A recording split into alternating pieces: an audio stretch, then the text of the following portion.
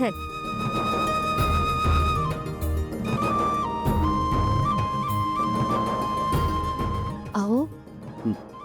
काय झालं, तुम्ही अस्वस्थ दिसताय? बाबुळवाडीतले सरपंच आले होते सावली. तिथल्या बायकांनी परत जंगलात जाणं बंद केलंय. काय? अहो पण त्या सरपंचांनी समजावलं होतं ना त्यांना, आणि त्या पुन्हा जायलाही लागल्या होत्या. पुन्हा बंद झालंय ते. कसं शक्य आहे? नाही म्हणजे त्यातल्या काही बायका 2 दिवसापूर्वी आपल्याकडे आल्या होत्या हरिनाम सप्ताहाचं आमंत्रण द्यायला. असं काही असतं तर तेव्हाच सांगितलं असतं त्यांनी.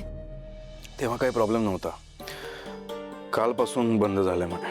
कारण सांगितलं का काही? कारण सांगितलंय जरा विचित्र आहे. काय? त्या बायकांना जंगलात भूत दिसत आहेत. त्या जंगलात भूतांचा वास आहे असं त्यांचं म्हणणं आहे. भूत दिसतात? अहो पण त्या बायका सकाळी जातात ना जंगलात. सकाळीच त्यांना भूत दिसलंय. त्या जंगलात ज्या वनस्पती मिळत आहेत त्या खूप दुर्मिळ आहेत. त्यांची आवक थांबली तर आपलं काम थांबेल सावली. मला असं वाटतंय की कोणीतरी फायदा घेत आहे त्यांच्या अंधश्रद्धेचा. पण का? तेच कळत नाहीये. मग शोधून काढायला हवं. तुम्ही नका काळजी करू, मी शोधून काढते त्या भूताला. सावली तू हे धाडस करायचं नाही. त्यापेक्षा आपण दुसरं गाव शोधूयात. सारंग सर, पण त्या गावातल्या वनस्पती आपल्यासाठी महत्वाच्या आहेत की नाही? हे बघा, तुम्ही नका काळजी करू, मला काहीही नाही होणार. मी बोलेन त्या बायकांशी, आणि आपण तसेही हरिनाम सप्ताहासाठी जाणारच आहोत तिथे. त्याआधी मी जाऊन येते.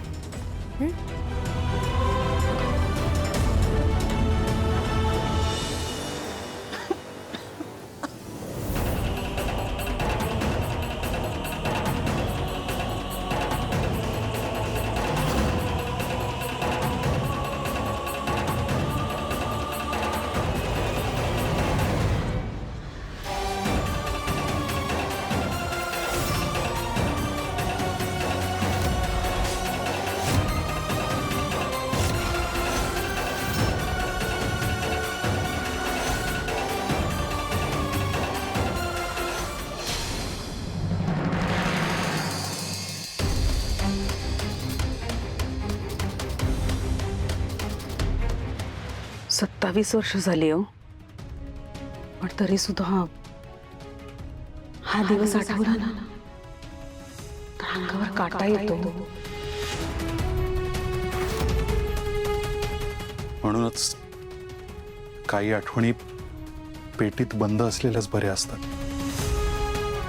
कारण त्या बाहेर आल्या तर त्यांचं वादळ होऊ शकतं.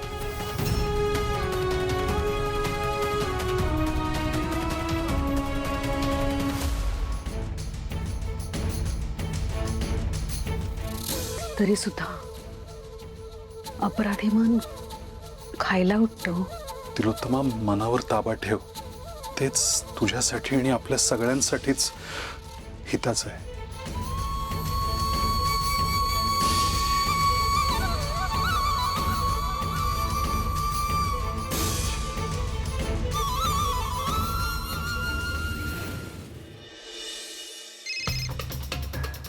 हॅलो. ए तारा, कशी आहे तारा तू? हा, मी ठीक आहे. आज अचानक कसा काय फोन केला तुम्ही? असं काय करते?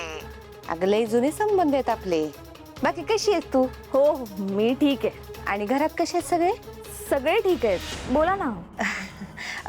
वरण भात म्हणजे तुझी अमृता वहिनी ती कशी आहे? जयंती वहिनी, तुम्ही मुद्द्याचं बोला ना. मला खूप कामं आहेत. मी तुमच्यासारखी. तुमच्यासारखी काय? बोल बोल बोल. तुमच्यासारखी रिकाम टेकडी नाही मी, असंच म्हणायचं होतं ना तुला? नाही नाही, असं काही नाहीये. बोला तुम्ही. मी ना तुझं अभिनंदन करायला फोन केला. आता तू पिक्चर मध्ये काम करणार बाई, कोणीतरी हिरोईन होणार. Thank you so much. आता पण मी त्याच कामात होते. आपण नंतर बोलूयात का? अगं नंतर कशाला, आत्ताच बोलूया ना. कुसे इम्पॉर्टंट सांगणार आहे मी तुला काहीतरी. म्हणजे मी बॉलिवूडच्या सिनेमांची मोठी चाहती आहे ना, त्यामुळे मला सगळं माहिती आहे ग. ऐक, पूर्वीच्या सिनेमांमध्ये ना ते ऍक्टिंग सोबत ना गाणं बी म्हणायचे लोक, माहितीये का तुला? हा, तू बी करू शकतेस ना, तुझ्या पिक्चर मध्ये ऍक्टिंग बी करू शकतेस आणि गाणं बी म्हणू शकतेस. आत्ता कळलं मला तुम्ही कोणाच्या बाजूने बोलताय ते. हे बघा, तुम्ही मम्माला सांगा की असं कोणालाही फोन करायला लावून माझं मन वळवायचा प्रयत्न करू नकोस. नाही ग, तुझ्या आईनं मला काही नाही सांगितलं. मग तुम्हाला कुठून कळलं हे सगळं? कारण मी हे मम्माशिवाय कोणाला सांगितलेलंच नाहीये. बरोबर आहे तुझं, माईंनीच सांगितलं मला. मला काळजी वाटते ना तुझी, म्हणून बोलतेय मी. अगं कसं आहे तारा, तू जर गाणं बंद केलंस तर आमची पेन्शन बंद होईल याचं टेन्शन आहे मला. आता इतकी वर्ष मी तुमच्यासाठी हे सगळं करतच आली आहे ना. खूप केलं मी आता इतरांसाठी, मला आता स्वतःसाठी जगायचंय. अगं पण तू एकत्र गाणं आणि ऍक्टिंग केली तर काय बिघडतंय? तुम्हाला पण माहिती आहे वहिनी की मी किती छान गाते ते. हा, आयुष्यभर चालू राहणार आहे का असंच? कधी ना कधी कळेलच हे जगाला. आणि ही झाकली मूठ आहे ती तशीच राहू देत, आणि तोपर्यंत मला ह्या सगळ्यातून बाहेर पडू देत. हे बघा, तुम्ही मला परत फोन करू नका. काहीतरी तुंतून आहे, रिकामं वाजत राहतं. आता यातून एकच व्यक्ती मार्ग काढू शकते, सावली.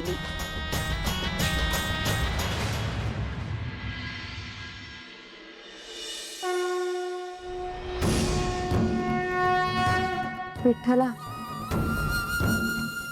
सारख्या त्याच अडचणी येत आहेत रे. काय चुकतंय, कुठे चुकतंय काहीच कळत नाहीये. पण मी बाभुळवाडीला जायला निघाले. कदाचित मला त्या जंगलात एकटीला जावं लागणार आहे. तू माझं रक्षण कर प्लीज.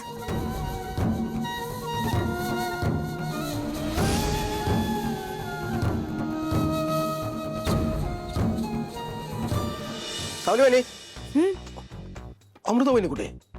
आणि तू कशी काय एकटी? अहो, त्यांना दवाखान्यात जायचंय. तसंही 3-4 महिन्यांनी त्यांना यायला जमणारच नाहीये ना. ठीक आहे, तू काय काळजी करू नकोस, मी आहे ना तुझ्या मदतीला. नाही, तुम्ही आहातच माझ्या मदतीला, पण तुम्हाला सुद्धा कोणाची तरी मदत लागेलच ना. म्हणजे तुम्हाला कोणाची तरी मदत लागेल. वहिनी, तू ना माझ्या मनातलंच बोललीस. माझी पण इच्छा आहे कोणाला तरी घेऊन यायची. मग ती इच्छा फक्त व्यक्त नका करू, हीच इच्छा योग्य व्यक्तीपर्यंत पोहोचवा. हो नक्की. ते बायका घेऊन आलोय. बायका घेऊन आलोय म्हणजे?